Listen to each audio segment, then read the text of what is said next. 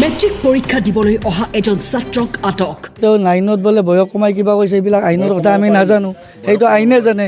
তেওঁ এডমিট দেখাইছে, সেইমতে এডমিশ্যন দিছে। পৰীক্ষা কেন্দ্ৰত নাভূত নাশ্ৰুত ঘটনা। ইয়াৰ অফিচাৰ ইনচাৰ্জে ভালকৈ জানে, গতিকে তেওঁ কেনেকৈ দিছে সেইটো মই সেই বিষয়ে আইনৰ বিষয়ে নাজানো, গতিকে মই তেওঁক বয়স কমাই মেট্ৰিক পৰীক্ষাত বহিছিল। মোৰ কলেজৰ কেত পঢ়ে, মই চিনি পাওঁ, গোটেই পায়। তেওঁতো এতিয়া মোক এডমিট দেখাইছে, আমি এডমিট চাইছোঁ, প্ৰিন্সিপালে অফিচাৰ ইনচাৰ্জেও জানে ভাল ধৰণে। তেওঁ MA পঢ়ি আছিল, ছেকেণ্ড চেমৰ পৰা এৰিছে MA।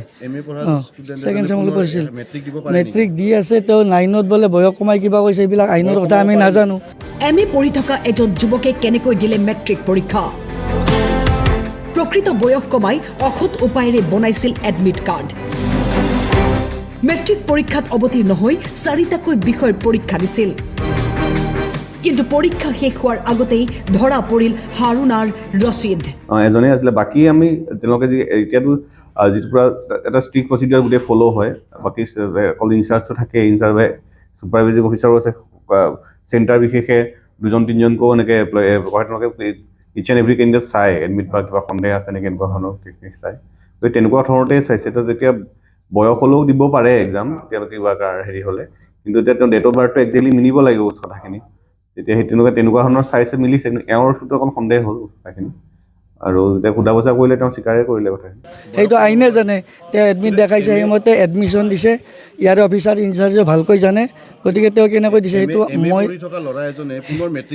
সেইটো মই সেই বিষয়ে আইনৰ বিষয়ে নাজানো, গতিকে মই তেওঁক এতিয়া মই সেই বিষয়ে কমেণ্ট দিব জেনেৰেল নাজানো।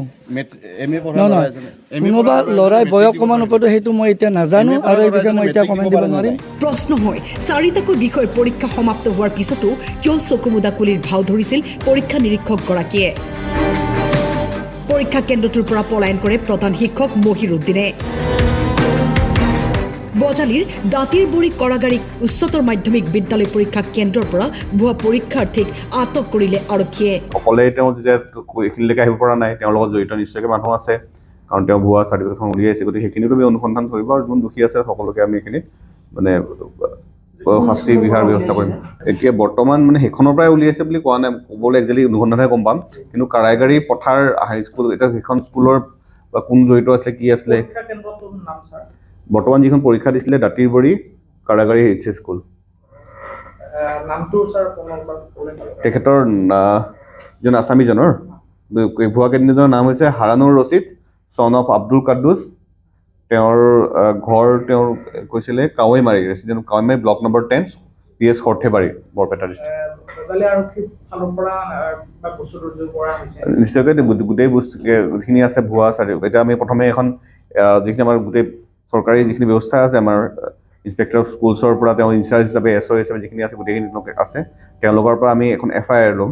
FIR লোৱাৰ পিছত ডিটেইলছ চিজ কৰা প্ৰচিডিউৰ আৰম্ভ হৈছে, প্ৰচিডিউৰ ফ'ল' কৰি ইন প্ৰেজেন্স অফ উইটনেছেছ, আৰু লফুল একশ্যন লোৱা হ'ব, কেছ লোৱা হ'ব। মেট্ৰিক পৰীক্ষা দিব আহিছিলে তেওঁলোকে HS স্কুল। সি অলৰেডি 2011 চনত পাছ কৰিছে। বজালিৰ পৰা তাপস ঘোষৰ ৰিপৰ্ট, টাইম 8।